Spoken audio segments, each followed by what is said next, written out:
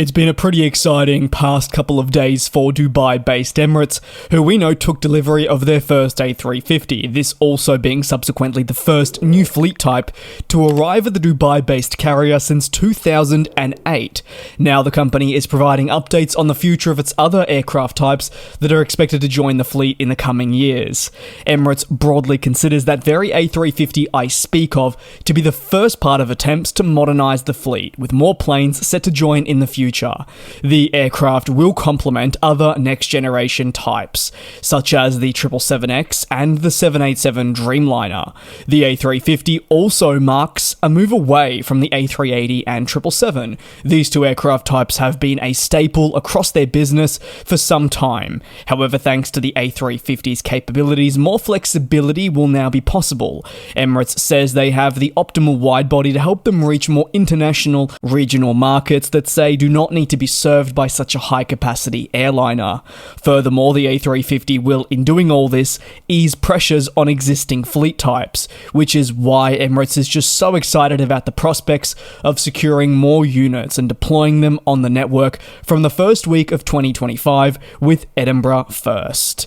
However, obtaining the other aircraft types that I'm about to dive into has ultimately been quite the challenge, as Emirates is just another airline at the end of the day that's been forced to battle ongoing supply chain issues, which have affected its own ability to speed up renewal efforts, among other things. For all the negativity around these upcoming aircraft types that are being delivered, one thing that has stood true from basically day one is Sir Tim Clark, the Emirates president, has always been outspoken about his feelings on the matter, and while some may perceive it as negative, others would argue that his thoughts are completely justified, and what they offer us is a fantastic insight into a key airline's position when dealing with these challenges.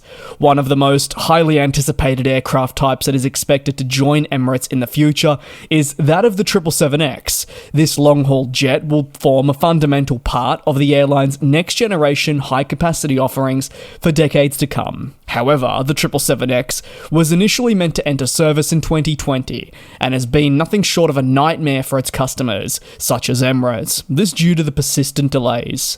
As 2025, again scarily the midway point of the decade, is right around the corner, the aircraft type remains uncertified.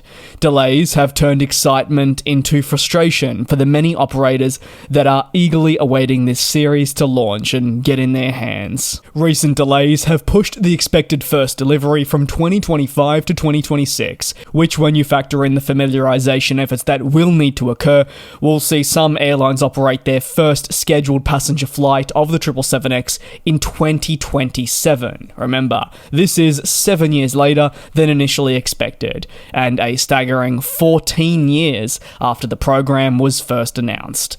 Sir Tim Clark says that the 777X delays, while absolutely frustrating, are out of their control. Boeing knows the situation that Emirates finds itself in, and we know that Emirates must just bide its time awaiting the planes to arrive. There's not a whole lot it can do. Some would argue that the frustrations that have been leveraged on a public scale were utilised by Emirates to get better contracts on new orders, but also it's pretty easy to see why they are frustrated, period. While the 777X and the A350 will form a significant part of the airline's future network, there are also orders for the 787 Dreamliner. The 787 has become certainly an instant classic in our industry, with its flexibility shining through, forming a key part of why it has been so successful, and the aircraft will eventually form part of the Emirates widebody fleet. However, unlike the A350, which has already been delivered, and the 777X, which has long been expected, the 787 has more unknown.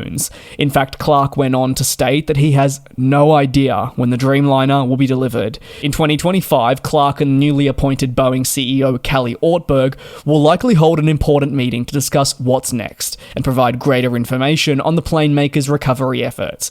But with that not confirmed and so much still subject to change, Emirates is a bit of a crossroads. It's trying to enter a new era, it's trying to rejuvenate its fleet, it's trying to expand, but it's struggling with all the pressures that its suppliers suppliers and manufacturers are facing, meaning that there are obvious challenges it needs to navigate. There are multiple ways that this airline can mitigate all this, and while they still will feel the effects, at the very least they're in a position where they can find ways to mitigate.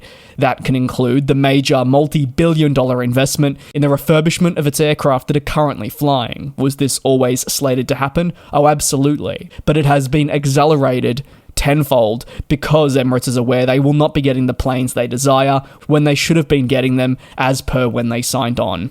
I'd love to hear your thoughts on fleet updates surrounding Emirates, the 787 Dreamliner. When do you think that'll arrive? Are you excited to see the 777X in their fleet? And do you believe all the comments from Tim Clark are justified? You can let me know down below in the comments. Thanks a bunch for your support here on the channel. Take care, be safe, and I'll see you tomorrow for your latest industry. And we'll fly.